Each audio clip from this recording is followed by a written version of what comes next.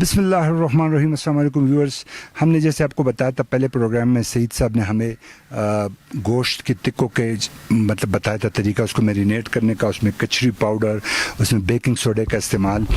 ابھی ہم ان سے پوچھیں گے کیونکہ یہ میرا فیوریٹ خوراک ہے اور میں پوچھتا رہتا ہوں لیکن مجھے کوئی سیکرٹ بتاتا نہیں ہے.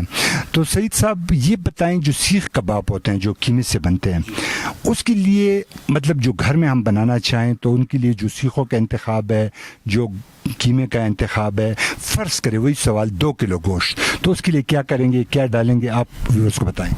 جی بسم اللہ الرحمن الرحیم. بہت بہت شکریہ, بہت بہت شکریہ. آپ نے مجھے دوبارہ خدمت کا موقع دیا. آپ نے مجھ سے سوال کیا کہ سیخ کباب. سیخ کباب میں سر ایسے ہوگا کہ اگر 2 کلو گوشت ہے اور صافی بوٹی والا گوشت ہونا چاہیے. صافی بوٹی والے گوشت کو آپ ایک مشین سے اس طریقے سے نکالیں گے کہ کم سے کم اس کو 2 سے 3 بار نکال لیں. وہ جتنا آپ اس کو اچھے طریقے سے مشین سے نکالیں گے وہ قیمہ اتنا اچھا بنے گا. پھر اس کے بعد اس میں یہ چیز ضروری ہے کہ بالکل ہی صافی گوشت نہیں ہونا چاہیے, کچھ حد تک اس میں چربی کی مقدار بھی ہونی چاہیے. 2 کلو میں بتا دیں کتنی چربی؟ جی 2 کلو میں کم سے کم 1 پاؤ چربی مسٹ ہے. شلا جس کو بولتے ہیں, ہاں شلا, وہ سفید جو چیز ہوتی ہے, جو اگر ہم دمبے کی ہاں لم جسے کہتے ہیں, یا وہ اپنا وہ جسے چکی بھی کہتے ہیں, لم بھی کہتے ہیں, ہم اپنی زبان میں اس کو چربی کہتے ہیں, وہ بھی چربی کی ایک قسم ہے. تو وہ ہو جائے تو وہ بھی بیسٹ ہے. اس کو صرف اور صرف چکناہٹ کی ضرورت ہوتی ہے سیخ کباب کو. اس سے یہ ہوگا کہ اس کا ٹیسٹ بھی نکھر جائے گا اور وہ اس سے وہ سیخ سے گرے گا نہیں. اچھا سر یہ بتائیں کہ 2 کلو قیمے میں پاؤ چربی آ گئی, پیاز کتنا لگنا ہے؟ جی یہ آپ نے اچھا سوال کیا. پیاز کا صورتحال یہ ہے کہ اگر 2 کلو آپ کو قیمہ ہے تو 1 کلو اس کا پیاز ہونا ضروری ہے. لیکن 1 کلو پیاز کو آپ اس طریقے سے کرنا ہے کہ باریک کٹا ہوا ہوگا اور اس میں سے پانی بالکل نچڑا ہوا ہوگا, کمپلیٹ اس میں سے پانی کی مقدار بالکل پیاز میں نہ ہو, کیونکہ آج کل جو پیاز آ رہا ہے وہ گیلا سا آ رہا ہے, اس میں پانی کی مقدار زیادہ ہے.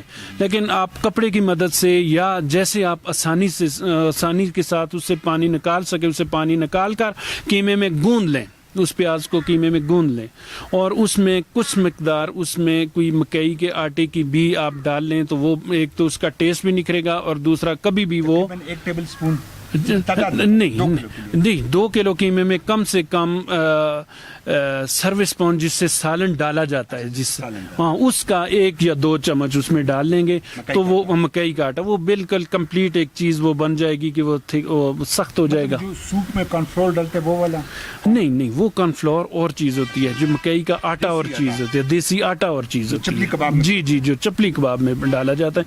تب تقریباً چپلی کباب اور سیخ کباب کی ریسپی ایک ہی ہے, اس کو بنانے کا طریقہ الگ ہے. اس کو چربی میں تلا جاتا ہے, اس کو کوئلے پہ پکایا جاتا ہے.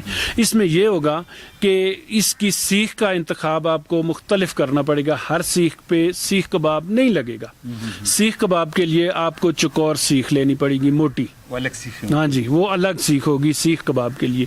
تو اس کے اوپر آپ اپنے ہاتھ سے اس کو ایک طریقے سے آپ اس کی شکل بنا لیں گے اور وہ بہت جلد ہی وہ تیار بھی ہو جاتا ہے. اور اس کو ہلکی آنچ پہ پکانا پڑتا ہے, زیادہ اگر کریں گے تو وہ زیادہ جلنا شروع. ہمارے ساتھ سعید صاحب, اور اگلی ویڈیو کے لیے ہم ان سے ایک ریسیپی لیں گے, ابھی سے آپ کو بتاتے چلیں, وہ ہے ملائی بوٹی کی. تو یہ ہمیں اگلے آپ ہمارا ساتھ جڑی رہیے. ہمارا پیج جواد خان تنگی اور فیس بک پہ سادہ جون دیکھتے رہیں. Thank you very much.